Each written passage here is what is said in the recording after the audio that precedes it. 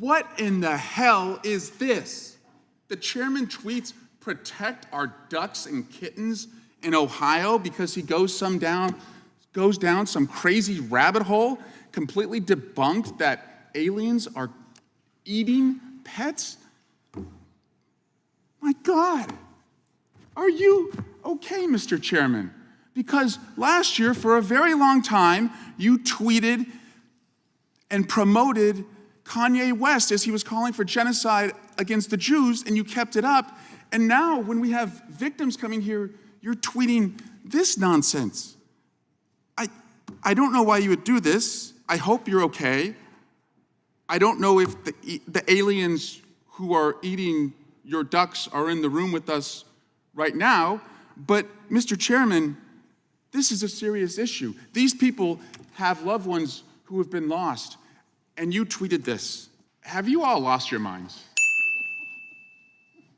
You are talking about a bill that your side wrote. This was your bill. James Lankford is the second most conservative member of the Senate. The second most conservative member of the Senate. This is your guy. He wrote the bill. He wrote the toughest border security bill that has come out of the Senate. And President Biden engaged with him, with other Democrats, to find a solution. Because they're in the solutions business. And you're in the chaos business. No, seriously, is this hearing a joke? This is a committee that now cares about subpoena compliance, and we're going to hold somebody in contempt for subpoena compliance? That's really interesting, because to me, it seems like you believe we all had our memories wiped 608 days ago when you failed to honor your own subpoena. I'm the son of a cop. My brothers are cops. I was a prosecutor. Law enforcement for our family is not a career, it's a way of life. It's about putting the bad guys away and keeping the community safe. And so to me, when I hear some of my colleagues, again, not all of them, but some of them on this committee thump their chest and say that they back the blue, but then they're going to call a January 6th convict a hostage, that's not back in the blue, that's back in the coup. And when some of them say that they back the blue, but the second the blue raids the house of their preferred candidate for president, that's not backing the blue, that's backing a fool. And so I'm all about supporting law enforcement and honoring them during Police Week, but we got to be consistent. Madam Speaker, I rise to support the impeachment of Secretary Mayorkas. His actions support law-breaking and lawlessness and have inflicted a horrific toll on our country. The kind of damage he's done to our cities and our families is something you'd expect from a hostile foreign adversary looking to destabilize and destroy America. And I will not stand by and just politely ask the Biden administration to please stop the chaos and devastation. In a functioning government, people need to be held accountable when they have deliberately inflicted harm on our nation, and that is exactly what we are doing today. This is not about Secretary Mayorkas. This is straight-up sabotage. MAGA Republicans have never accepted President Biden as the president from the day they led an insurrection into this chamber to this day where they're trying to sabotage solutions at the border. Any shortcomings with Mayorkas are your fault. You won't give him the authorities that he needs to carry out more security at the border. And all we've heard for years is noun, verb, border. So you get your border deal, led by the second most conservative in the Senate, and you're walking away from it. You're walking away from it because Trump says you can't have it. And this place, with you all in charge, is looking less and less like the House chamber and more like Trump's echo chamber. What we need right now are solutions, not chaos. And with you all in charge, you're a party of followers. And with President Biden's leadership, Democrats continue to show we're a party of leaders. Show of hands for anyone in the room who hung out with a felon today. Hey guys. Probably want to get your hands up if you were hanging out with convicted felon Donald Trump. I don't think anyone on our side did. But that's why we're here. Ambassador Eisen, what city did Donald Trump commit his crimes in? In New York City. Mr. Where were the Swalwell. where were the jurors drawn from for Donald Trump's trial? From Manhattan. Did defendant Trump have a say in picking his jury? I was there for it. There was a vigorous voir dire. His defense counsel were extremely active and I thought effective. And after that jury of his peers, his neighbors, deliberated, they had to make 34 decisions. 12 jurors, 34 decisions. What did they say? They decided 34 times that Donald Trump falsified documents to cover up his 2016 criminal election interference scheme. 408 straight times they said the word guilty. Now let's transfer or fast forward to another trial that took place recently. The president's son, Hunter Biden, he tried to plead, was not able to do that. He was found guilty, and actually I heard your side in Fox News celebrating the verdict, celebrating the idea that a jury of his peers found him guilty. So again, when it hurts their guy, it's a rigged jury. When it hurts the president's son, we celebrate the jury. I now want to turn you to the transcript and day 1, page 47. You said to President Biden, you appear to have a photographic understanding and recall of the House. Did you say that to President Biden?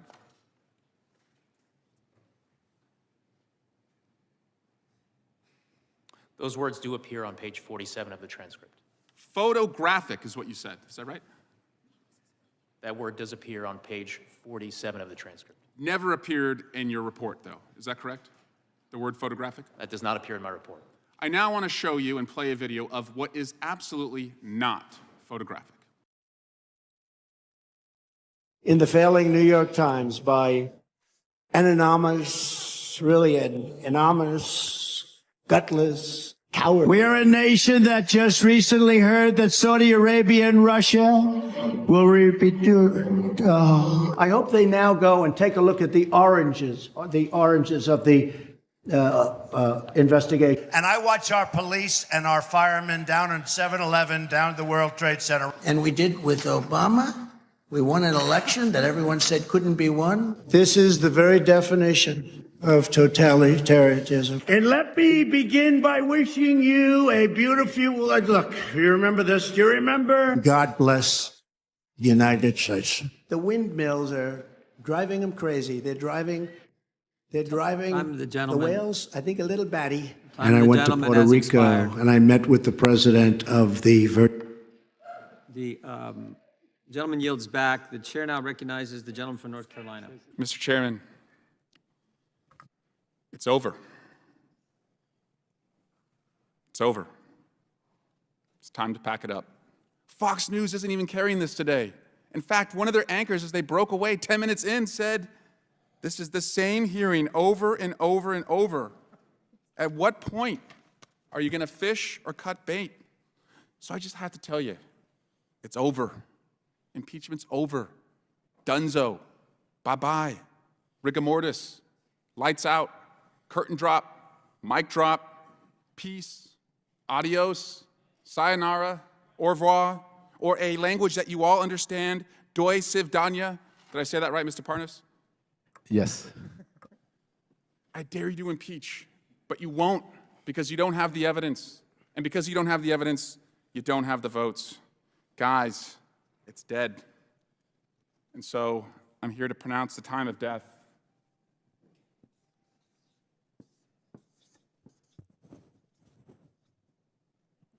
"516. Say it in Chinese. Impeachment is dead. 516. Biden impeachment's dead. Joe Biden has been acquitted." Who is enforcing this on-demand gender check? You didn't put that into the bill.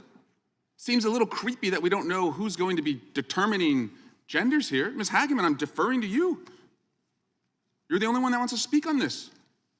It's interesting, you're the only one who wants to speak on this. No one else will even touch this because it's kind of creepy that you're setting up on-demand gender checks. Point of order? Are you calling me creepy? I'm saying it's creepy that you're setting up an on-demand gender check and you won't tell us how you're going to enforce May I it. respond to that? Will you engage in a colloquially? Tell me how you're going to enforce it, yes. Well, according to the U.S. boxing transgender policy, they're the ones that plan on doing the inspection. The athlete has declared that her gender identity is female and has completed gender reassignment surgery. So how not do they inspect protecting it? girls and women How do they inspect it? protects us. That, I guess you're going to have to ask the Boxing Association. Shouldn't you know? because This is your they're bill. the ones that have adopted the policy. I reclaim my time. They don't know. They don't know. They see a small issue that's happening in a few communities, and they want to extrapolate that across America, and they want you to think it's a thing. It's not a thing. 18 months in, and we're now 2+ months from the last hearing they've had on this. They won't declare it dead because they need the smear to perpetuate all the way into the election. They just want a cloud hanging over President Biden because they work as a law firm on behalf of the former twice impeached President Trump. So I don't expect you're going to hear the autopsy report on their impeachment investigation. But the president certainly deserves to hear this. In light of Republicans producing absolutely zero on impeachment, let's just declare from here forward until they put up some evidence that Joe Biden has been acquitted of every single MAGA smear. Acquitted. It's over. They're 0 for impeachment. They tried to impeach Secretary Mayorkas, and it took a second serve. They tried. Their own side voted against it. They had to bring one of their members, poor guy is suffering from cancer. They bring him out of his treatment to come in to deliver the 1-vote majority they need to impeach Secretary Mayorkas. And then it goes nowhere in the Senate. It was a second serve impeachment. It was embarrassing. I'm here for a celebration because let's raise a glass. It's been about 2 years this week.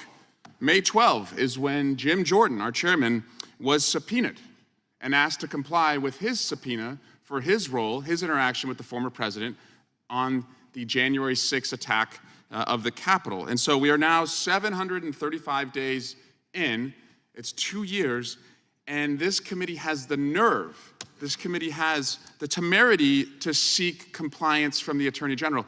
I actually think you should not be able to bring any subpoena of another person if you are out of compliance of your own subpoena. That seems to make a lot of sense to me, and we'll have an amendment to address that a little bit later. This is about doing everything to help Donald Trump, who you see as your client, who a New York criminal trial sees as a defendant, to help him win an election. So I have no interest in playing this game. The American people have no interest in playing this game. And all this does, for those of you who have graced us with your presence, animates that it's a completely do-nothing Congress. I've got some questions for you in a moment, but there's something that is imminent and I'm concerned about because it just put a target on the back of everybody in law enforcement at the federal level and the local level. And that is a statement that one of our colleagues made earlier this week. And we have jurisdiction over the FBI as well as the ATF. But Marjorie Taylor Greene of Georgia said the Biden DOJ and FBI were planning to assassinate President Trump and gave the green light. Does everyone get it yet? What are Republicans going to do about it? This is quite a concerning statement from an elected member of Congress because this false statement creates the pretext for violence. It suggests to Americans, who, by the way, are armed to the teeth, we're a country where the most dangerous people have access to the most dangerous weapons, and it suggests to them that their own government and the people who wear the badge are out to assassinate the former president. And I just want to first clear up this falsity, and the FBI this week has issued a statement to do that, but first and foremost, the search at Mar-a-Lago, the former president was not there. And that was intentional. So if there was an effort to assassinate the former president, they went at a time when he was not there. Second, The former president was actually treated better than most people during a raid because the FBI didn't go in with their raid jackets. They wore polo shirts to show a little bit of respect to the former president and not make it a raid-like environment. Third, standard use of force procedures were followed during that search as they were followed in every search, including, fourth, the same search procedures and use of force policy that was used to retrieve documents at President Biden's Delaware residence. This is a pretext for violence, and I will yield to any of my colleagues who will join me in condemning it. Attorney General, let's set the facts straight here. And my job is to kind of lead an intervention for my colleagues. I think they need it. The Attorney General did not prosecute Donald Trump in New York. It was the result of Donald Trump's choices. Donald Trump chose to live in New York. He chose to commit his crimes in New York. He was afforded a right to be tried by his neighbors, jurors, in New York.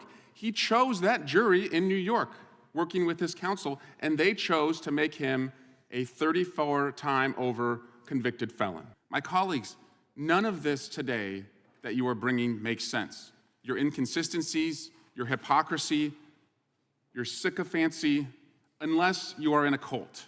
And guys, I'm starting to think you're in a cult. That is your right, but it's not your responsibility. I promise you that's not what your constituents would want. So if you believe in states' rights, except when a jury in that state convicts your nominee for president, you might be in a cult. If you claim you back the blue but want to defund the police when the police go to your nominee's house to retrieve national security secrets, you might be in a cult.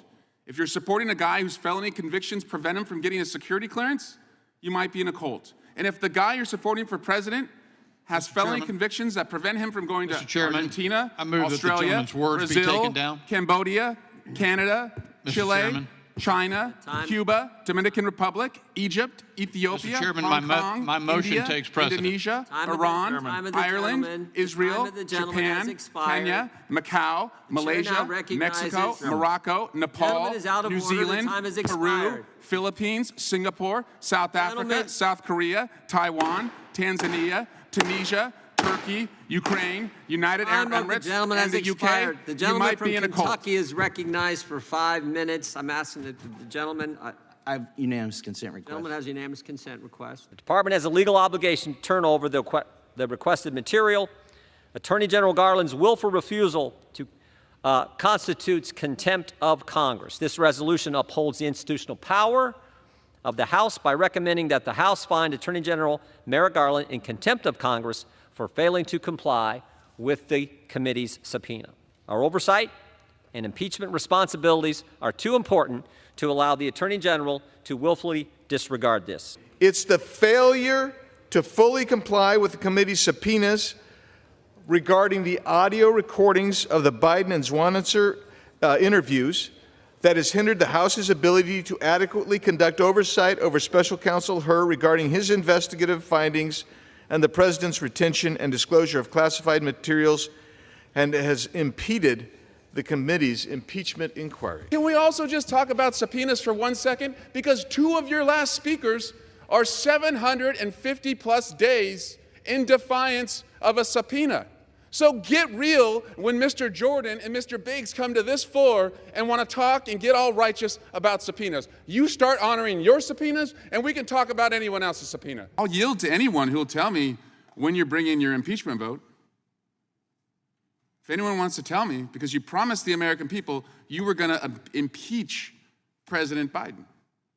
So bring it. I'll yield. Bring it. Come on. You promised the American people. Bring it. Don't screw around with this I'll be glad stuff. to speak to that. Yeah. Do you have a vote, Mr. Bishop? Yeah. Okay, make the motion. Here's make the the answer. motion. Here's the answer. Make the motion. No, Come on. you didn't ask me to make a motion. You asked me to explain when it would occur. You want me to answer you? Was it a question you want to answer? You're a big man, right? You talk about impeaching the president. Bring the motion. I'll be glad to answer your question if you want an answer. Bring the motion. You mean you don't want an answer? Come on, Biggs, bring the motion. Stop wasting our time. You're wasting our time. Here's the answer. You're As soon as they stop Bishop, stonewalling the investigation, Bishop, we can get to the next step. You guys got nothing because Joe Biden has been acquitted.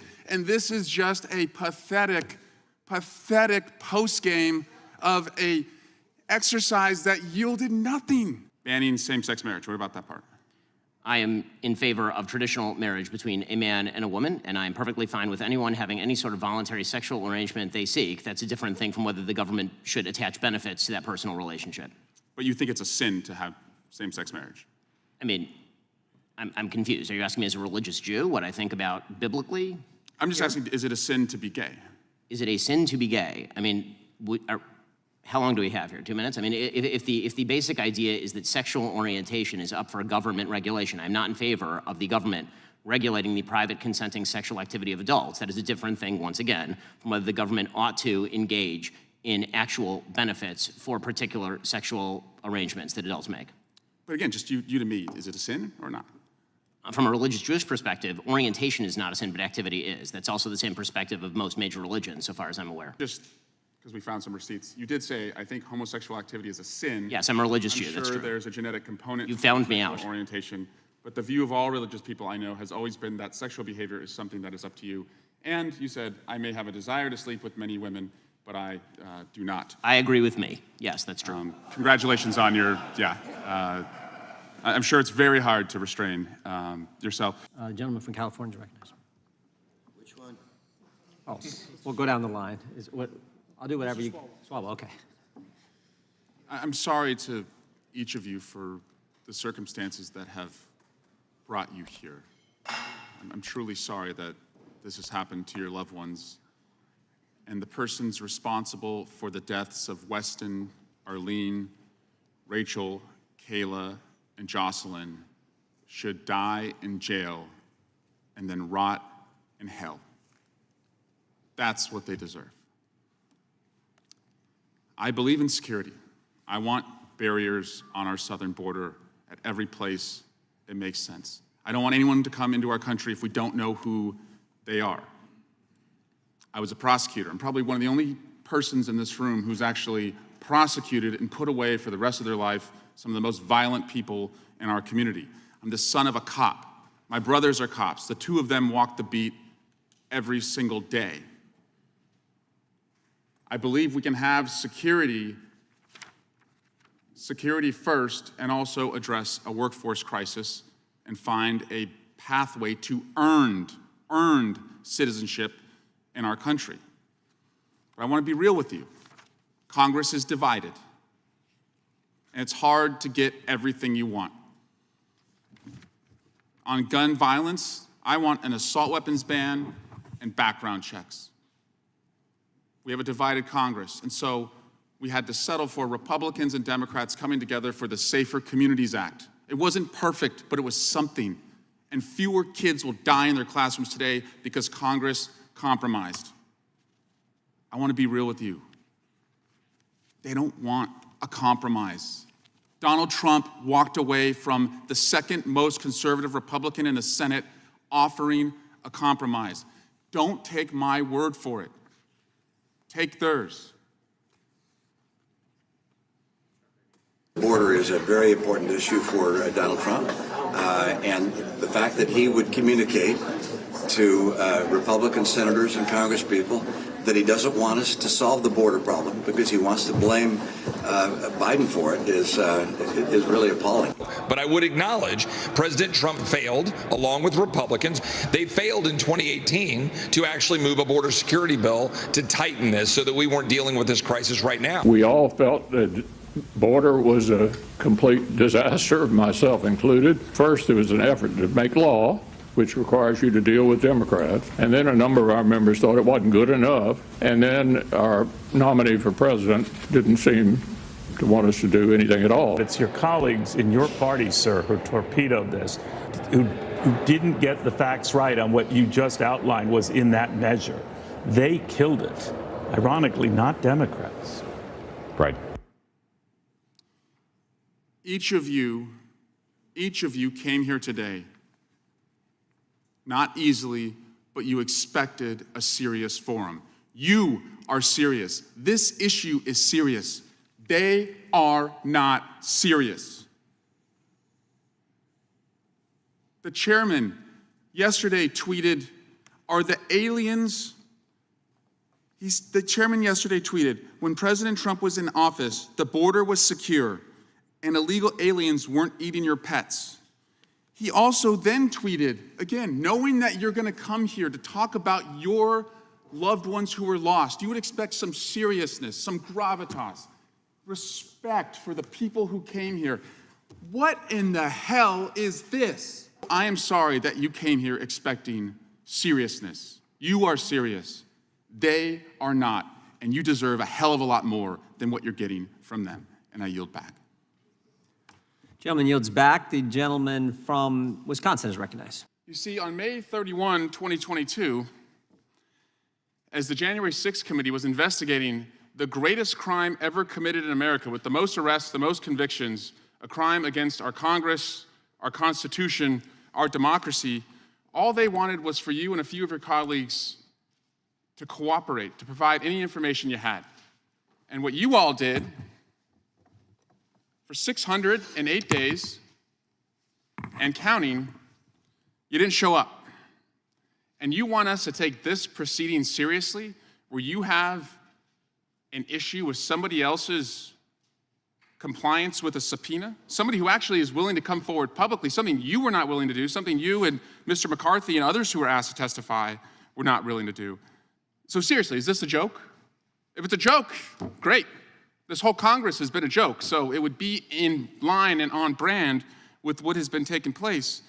But I have to ask, like, how dumb do you think the American people are that you would seek to hold someone in contempt when you are 608 days, 15 hours, 21 minutes, and 47 seconds out of compliance of your own subpoena? I don't know, Mr. Chairman, if it is your practice to look the other way when crimes are committed, but it's not my practice, and it's not my colleagues' practice. So what is this really all about? It's about this chairman,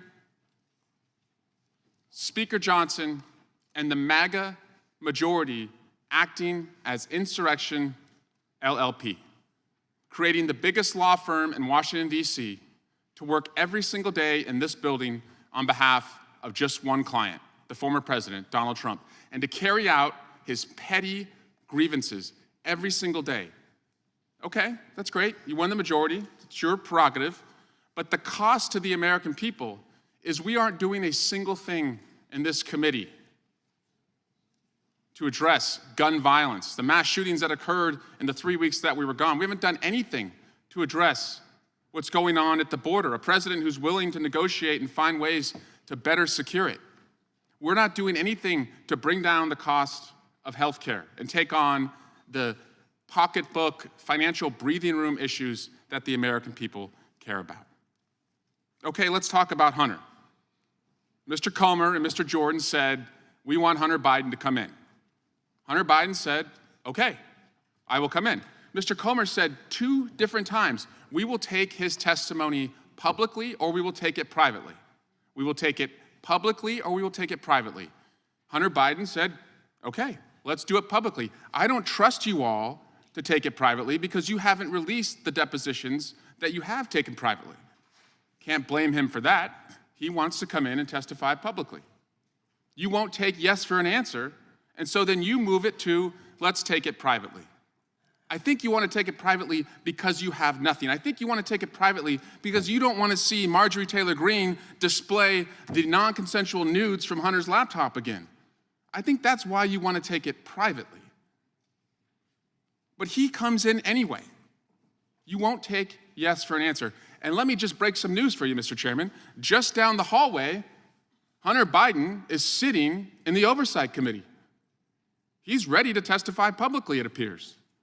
So let me just challenge you one more time. If you're so eager to take his testimony publicly, I move that we adjourn right now and take his public testimony and bring him in here right now. Is the gentleman making a motion? Yes. Question is on the motion to adjourn.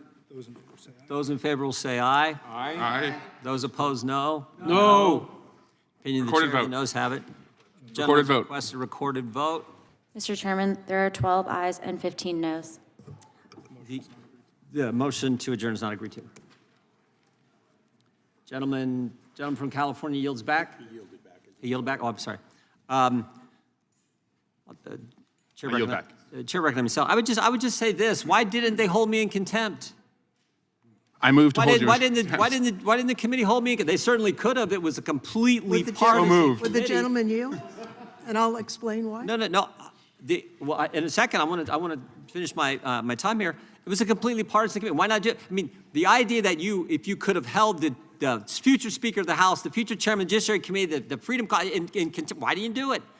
I think they didn't do it because they knew it was bogus. They knew that the speech or debate clause would not allow them to compel someone member of Congress to come testify. But by the way, I never said I wouldn't testify.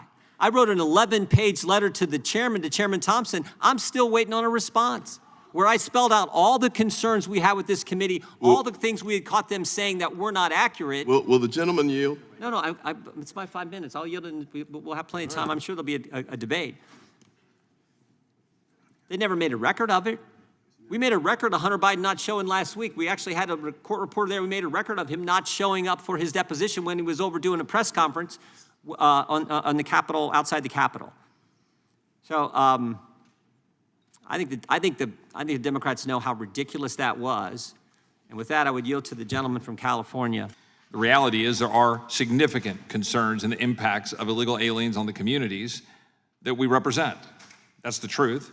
My Democratic colleagues don't want to talk about that. They want to hide behind a Senate bill that had no chance, zero, of passage, was purposely constructed to give cover for those who know full well, because the American people are very clearly seeing it with their eyes, that this administration is purposely failing to secure the border of the United States. With Democrats like Mark Elias, who is out there doing what? Challenging laws in Arizona to make it not possible for those who are here illegally to vote. Now, why would he do that? Why do you suppose he would do that? I don't know. Got some thoughts on that. I think it's pretty self-evident. I've been in this godforsaken town long enough to know that I'm going to get a bill that, as the bill we're voting on this week, busts the caps, spends more money, increases interest, increases spending, doesn't actually make any of the policy changes we promised. That's the town. You can actually oppose it beforehand with almost 100% degree certainty when you know exactly what's coming out through the system. And the system in this bill, which was very clear from all the signals being sent by the usual suspects, including the Chamber of Commerce Republicans, my colleagues on the other side of the aisle are alluding to, who were praising the bill, the same Republicans who have been complicit for several decades in allowing a border situation to get to the situation where we have thousands of Texans who are getting impacted by what's actually happening. So let me bring everybody back to reality and give you a little history lesson. The reason you oppose the bill is not because you have any policy issues with it. It addresses everything that you've been talking about for the last couple of years. Because all I have heard from any of you is noun, verb, border. Noun, verb, border. That's all you know. And then you get a border bill from the second most conservative member of the Senate, and let me tell you why you oppose it. You oppose it because Donald Trump opposes it. That's it. That is the simplest explanation. Occam's razor. The simplest explanation is the correct one. Donald Trump opposes it because Donald Trump wants to be president, because Donald Trump has 91 felony counts that he's facing, and the only way that those go away and he is not held accountable is if he's president. And if the noun, verb, border plan is no longer working and he can't use that as an issue, then he may not be president. So he says, I don't support this. I want the issue, not the solution. And so you all, God, I don't know what it feels like to be so helpless to have to follow somebody like Donald Trump. Follow Donald Trump. And it's fine. I get it. You must see yourselves as so very tiny and so very small when you look at Donald Trump.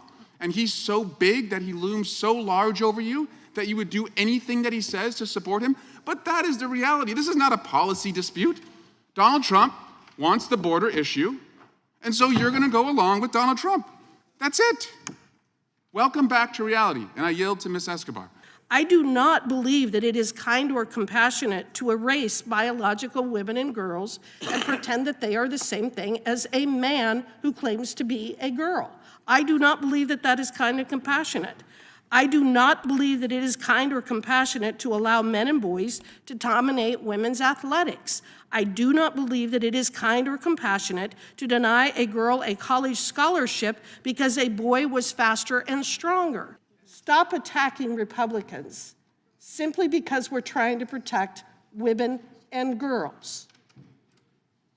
We are very sincere in our belief that it is critically important that women and girls are able to access and participate in athletics.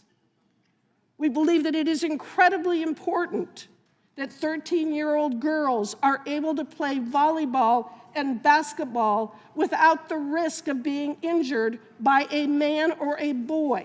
Gentleman from California is recognized. I guess it's a good thing that some folks on the other side are now interested in what happens in a locker room, and we're not going to look the other way. Okay? I'll accept that. But this is something that is not a thing. It's not a thing. We have things happening in our community that are a thing. Kids getting mowed down by assault rifles at their school, that's a thing. Young women in their community having IVF treatments banned, that's a thing. Women being forced into government-mandated pregnancies, that's a thing. And those are all things that we can address in this committee. But okay, I'll play out this exercise with y'all. How are you going to enforce this?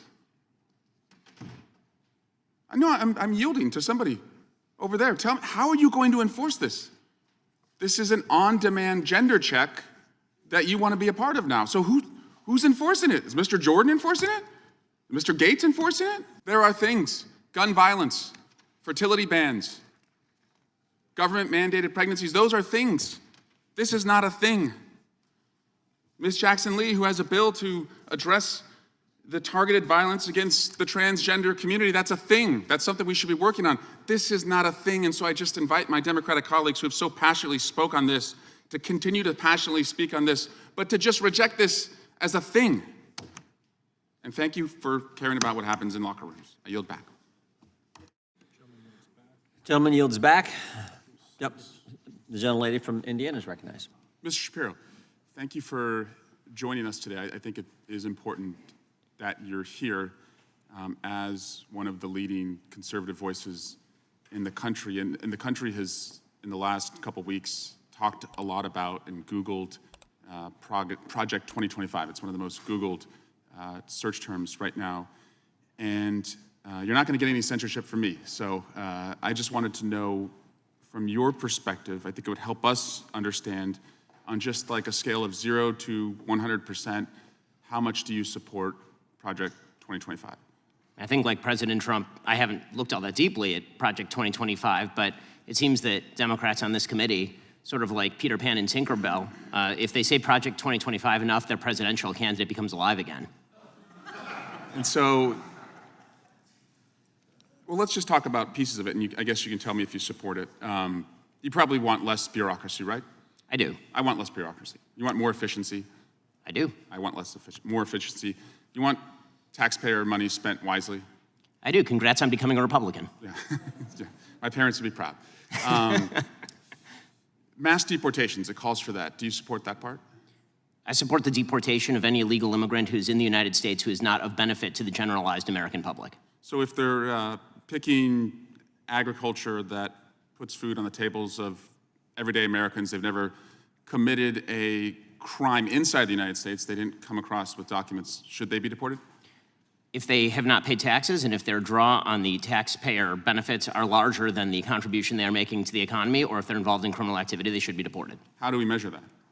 The same way that the IRS measures my income every year. It seems like if the IRS can track down every aspect of every receipt that I've ever submitted, and So they can if do they were so for willing to hundreds pay- of millions of other Americans, they can do that for illegal immigrants as well, except for the fact that no one knows how many are in the country thanks to this administration. So you would be cool with creating a system where they could pay those taxes if they wanted to and then stay and work and put food on our table?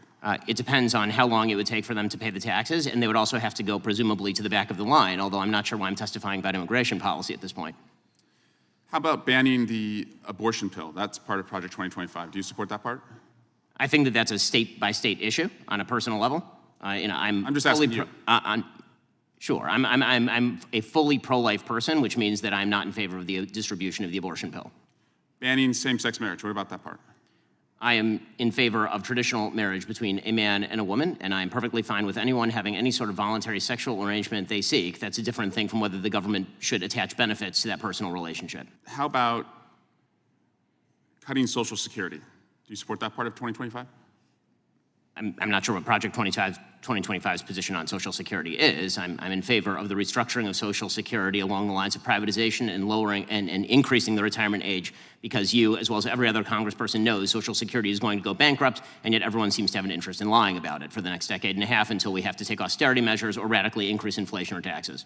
And bans against books about slavery. Do you support that part about? Why would I possibly be in favor of bans about books about slavery? That would be absolutely ridiculous. What I am in favor of is the idea that school libraries should be able to make decisions along the lines of what exactly is appropriate for, say, a 7th grader and whether they ought to be treated to cartoons and genderqueer. That's not quite the same thing. Mr. Chairman, I just want to shift to Alvin Bragg. He was supposed to be here this week, and he's not coming. And Hunter Biden was supposed to testify. Now he's not testifying. We were supposed to have votes on articles of impeachment, and we didn't. And again, we're just wondering, you guys write great press releases, but the payoff seems to never come. And so I guess we will keep waiting, and we'll do hearings like this. And finally, Chairman, you cannot yell fire in a crowded theater, and that's a restriction on speech, as you have recognized before. But you can yell theater in a crowded fire, and you all can continue to do that all you want, and we'll just waste the American people's time. The gentleman's time has expired, and I remind him of the first rule of holes. When you're in one, stop digging. Chair recognizes Ms. Lee for 5 minutes. Chairman Jordan may believe that everyone on this committee has amnesia, because for the last 18 months, almost every time we have come into this room, we've been promised evidence of crimes that'll impeach President Biden. Over and over, noun, verb, impeachment. And President Biden has been subjected to the worst accusations. He and his family have been called the worst, and you've been promised the most as it relates to what's going to be delivered. I think it's cute. It's adorable that we're having this hearing now on oversight of the border, and we're going to go back in time and question whether the vaccine for COVID really worked. That's great. But we're not going to erase what was promised to the American people because Chairman Jordan doesn't have the goods. We've got the goods. We've got the receipts, and I want you to know what you were promised and what you're now going to be given is something completely different. So, Joe Biden sold out emergency fuel reserves to a Chinese company tied to Hunter Biden. That's an impeachable offense, said Judiciary Committee member Andy Biggs. President Biden himself may have committed impeachable offenses relating to treason, bribery, or other crimes, says Congressman Jody Arrington. His actions as vice president are a blatant crime and an impeachable offense. The tragedy is Washington has known about these crimes for years and done nothing, says motion to vacate author Marjorie Taylor Greene. Certainly, impeachable acts have been committed by President Biden, says Clay Higgins. All these are impeachable offenses, and to my Republican colleagues who say, no, it's not, that's maladministration, they're wrong, Rep. Chip Roy. Paul Gosar says Joe Biden obstructs Hunter Biden's cooperation with impeachment inquiries, speaking of subpoenas, add obstruction of justice to the list of impeachable offenses committed by Joe Biden. Greg Murphy, I don't throw around the word impeachment lightly. I don't throw around the word impeachment lightly, but in my view, President Biden has committed two major impeachable offenses. Doug LaMalfa says Joe Biden obstructs Hunter Biden's cooperation with impeachment inquiries, speaking of subpoenas, add obstruction of justice to the list of impeachable offenses committed by Joe Biden. And James Comer, he's got a couple doozies. Overwhelming evidence shows President Biden lied to the American people about his knowledge of and participation in his family's corrupt international and domestic business schemes. And then he said, this is the guy who's in cahoots with Chairman Jordan to impeach Joe Biden. I mean, there's no doubt that Joe Biden committed impeachable offenses. Sounds like there's some doubt. It sounds like there's some doubt. Every day, the House of Representatives has worked as the largest law firm in Washington, D.C. on behalf of just one client. And they brought all of this nonsense into this room, promising evidence of impeachment. And they've delivered zero. But you know who has actually delivered? The FBI.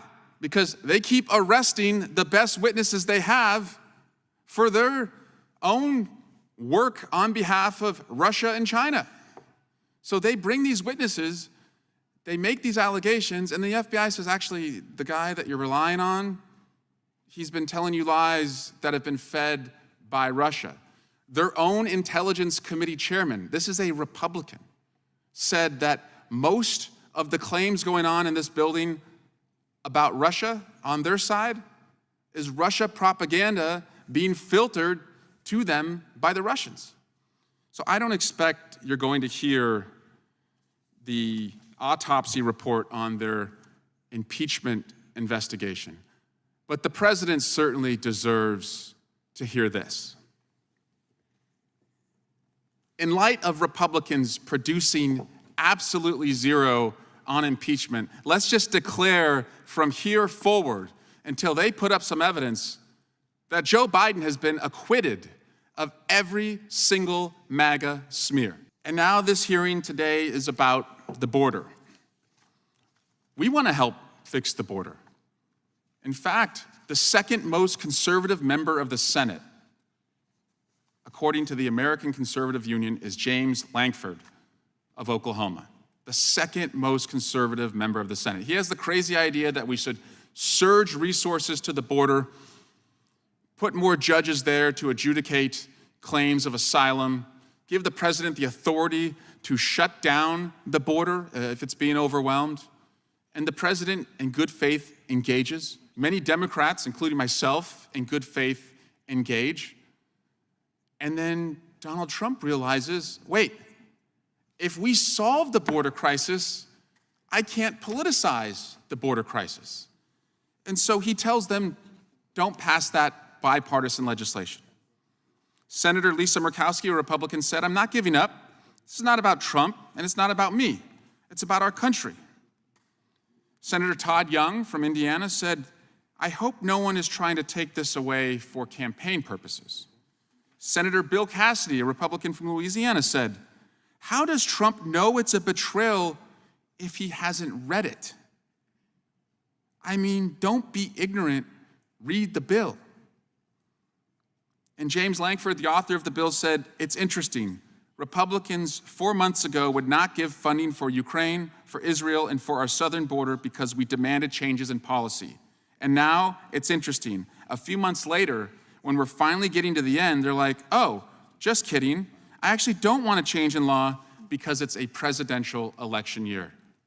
One side wants the fix, one side wants the fiction. That's entirely what this is about. So we'll engage you in this exercise, and you can send your letters about what you'd like to see on the border, but we actually stand ready to get things done. What you're seeing today is not oversight. It's overkill. And I yield back. It's nice to see that some of my colleagues on the other side could make it today. I don't know if that means that there weren't enough seats in the courtroom in New York, but I know that the Oversight Committee canceled a hearing that was supposed to happen right now on this matter so that they could be at the president's trial. I know some members will miss this vote because they want to be at the president's trial, and I don't think that anything could animate the phrase, do nothing Congress, more than missing votes and canceling hearings to go up and be a spectator at your cult leader's trial. That is the definition of do-nothing Congress. But I want to talk about this particular effort to hold the Attorney General in contempt, because what is this really about?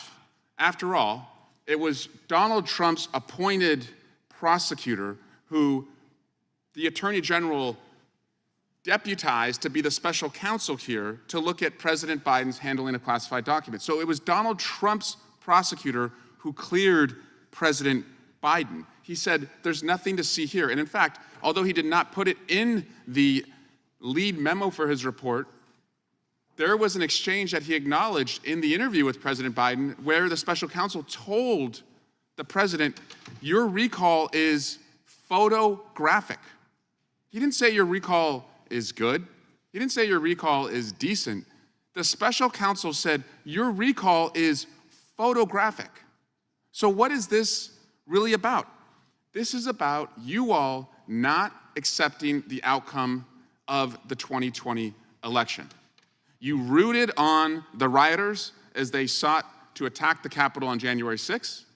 If that wasn't enough, you all went back to the floor and relitigated the issues that brought the rioters to the Capitol just 8 hours later. Many of you go and visit the convicted criminals who assaulted the police officer at their jail cells. And during Police Week, as a bunch of officers yesterday testified in the Homeland Security hearing that those officers are heroes and those rioters are criminals, you call them hostages. And the former president calls them hostages. So this is entirely about not accepting the outcome of the January 6th vote here, rooting on the rioters, and doing everything you can to try and affect the outcome of the upcoming election. And so then I thought to myself, is there like a parallel? Is there another investigation where your side was completely incurious about what that investigation yielded? Turns out there was. Turns out it happened recently. Turns out somebody on your side was investigated for sex trafficking. Now you're going to say, well, he was cleared. He was cleared. They dropped the charges. Yes, the Biden Attorney General dropped the charges, didn't pursue, didn't bring charges. That's exactly what happened with President Biden. But you all have shown no interest to go to the Attorney General and say, well, we want to learn more. We want to see the notes and the audio recordings and the evidence of our own colleagues' sex trafficking investigation. Not a peep from any one of you. So if you wanted to do that, if you wanted to show just a little bit of consistency, I would be willing to entertain that you have a genuine interest in understanding what happened in that hearing. But that's not what this is about. I will yield to any colleague who will condemn the suggestion by Marjorie Taylor Greene that the FBI was out to assassinate former President Trump. Please condemn it, because if you don't, you are encouraging it, and you're co-signing it. Mr. McClintock, please. Of course we do. What a ridiculous question. What a ridiculous statement that she made. I agree with you, and I Thank don't you. think there's anyone here who agrees with it. Thank you. Both sides have a lunatic fringe in their movement, ours and yours. And frankly, I find yours far more frightening because I've never it leads heard to somebody incidents suggest like that this. we were trying to that the FBI was trying to assassinate a former president. I do appreciate, Mr. McClintock, you condemning. I would welcome anyone else who would condemn that. And we'll make this clearer when the I Attorney would General also, however, testifies. condemn the instructions And to reclaiming use my lethal time, force reclaiming my time, in such an operation reclaiming or my time, conducting such Director, an operation at all. reclaiming my time. Director, the former president stated last week at an NRA convention that every single Biden attack on gun owners and manufacturers will be terminated on my first week in office, perhaps my first day. I have a 7-year-old, a 5-year-old, and a 2-year-old. What does this mean for parents in America as it relates to whether our kids are going to be sheltering in place and hiding under their desks for the rest of their time at school, if this were to happen? Congressman, I can't and won't get involved in electoral politics. What I said in my opening statement, though, I think hopefully people from all sides of questions can agree on, which is we see progress being made. We see violent crime going down. We have a strategy that appears to be working. My hope is that we can all come together, and maybe there's policy disagreements on different things. We can all come together, though, on the fact that we are driving down violent crime all over this country and double down on the strategies that are working. That's my hope. The things that are working, let's stick with, because the numbers show that real lives are being saved. Thank you, and I yield back. Before anyone else on the other side saddles up and gets on their high legal horses, I just want to remind the committee that the chairman is 754 days into his own subpoena defiance. Mr. Attorney General, last week it was reported that House Ethics Panel subpoenas DOJ for Gates records. It was a May 14, 2024 political piece. I'd like to submit it to the record with unanimous consent. Without objection. I just want to get this straight.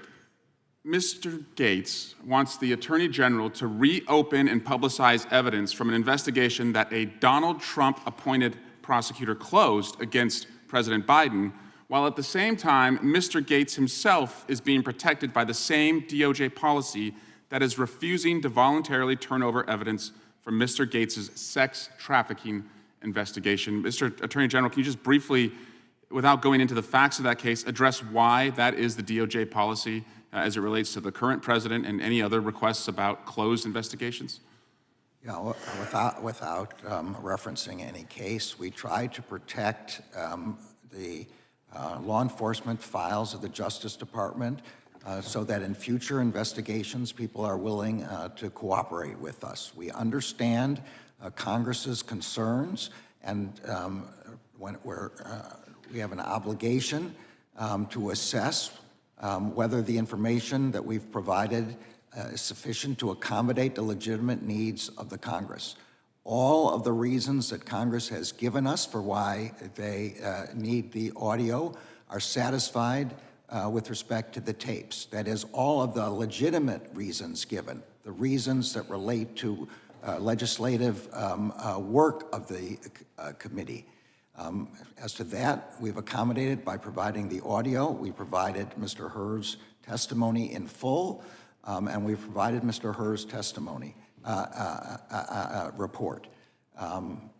We've gone as far as we can go to accommodate. We're trying to protect our ability to do investigations in this case and in any other case. But some of the choices the department has made in the recent years is that the president that was first appointed, that Donald Trump appointed the U.S. attorney who is investigating the current president's son.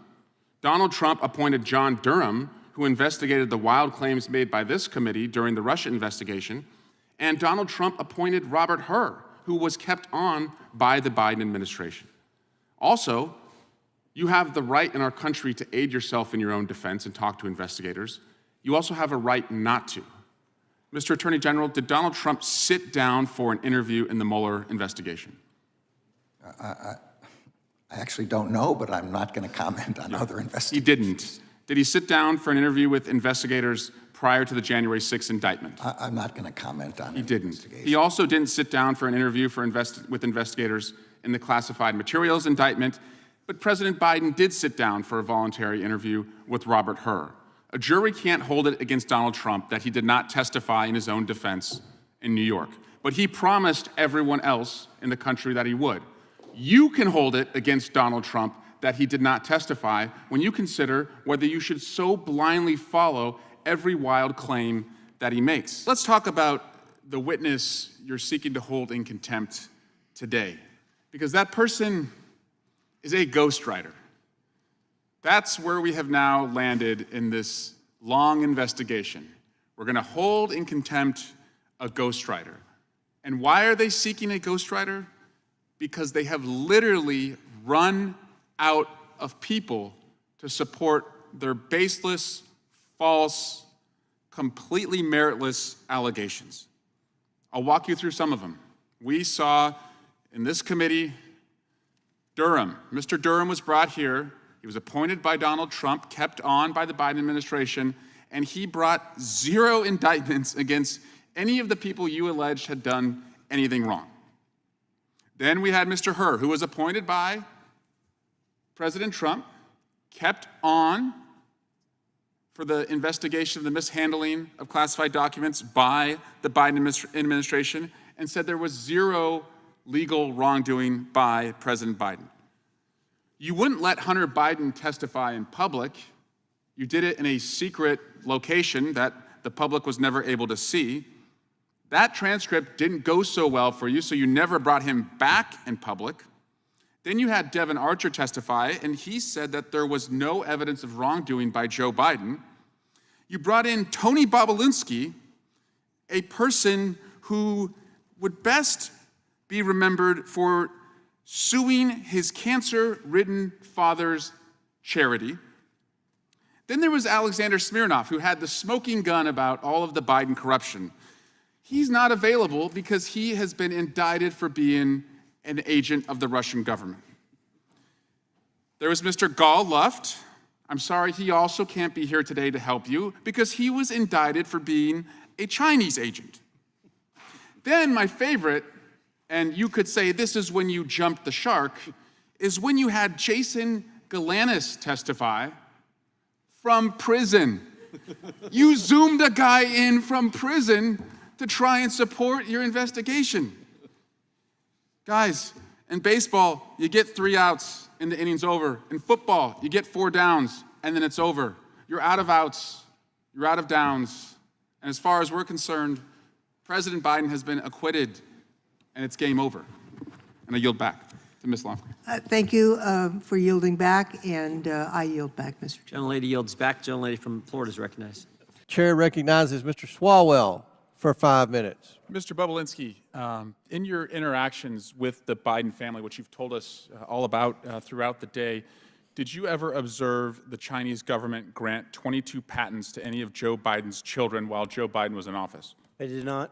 Did you ever observe the Chinese government, did you ever observe Joe Biden ever own or operate any hotels while he was in public office and take millions of dollars from foreign governments?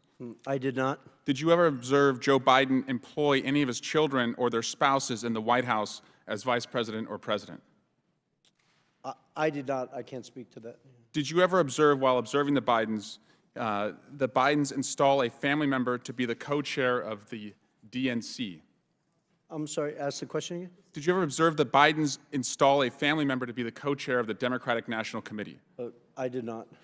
Did President Biden or anyone in his family take $2 billion from the Saudi government? Not that I'm aware of. Did President Biden or anyone in his family get fined $355 million for tax fraud? Not that I'm aware of. Mr. Parnas, as you've observed Mr. Bobulinski today and his fealty and dedication and loyalty to the Trump family, is that something you recognize as somebody who was also in that cult before?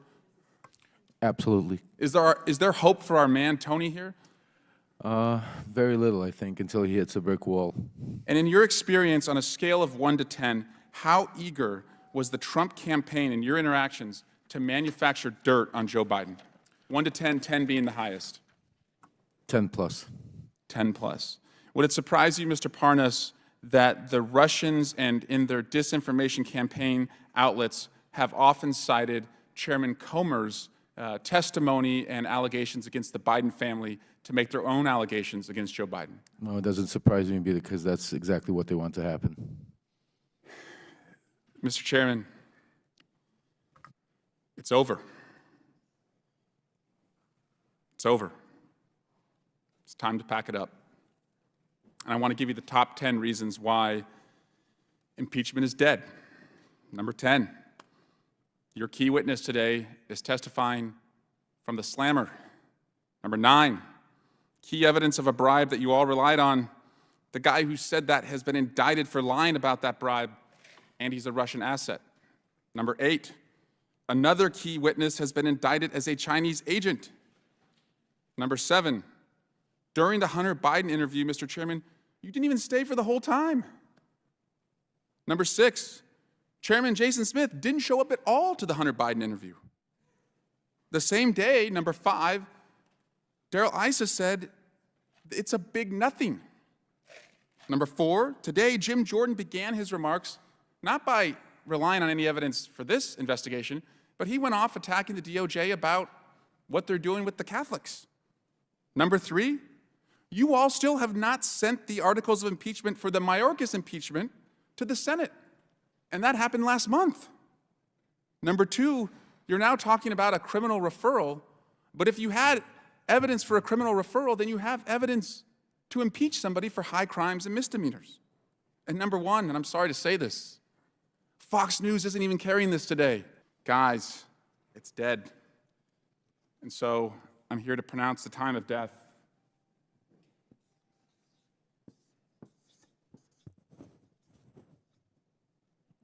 "516. Say it in Chinese. Impeachment is dead. 516. Biden impeachment's dead. Joe Biden has been acquitted." Gentleman's time's expired. Chair now recognizes Ms. Luna from Florida for 5 minutes.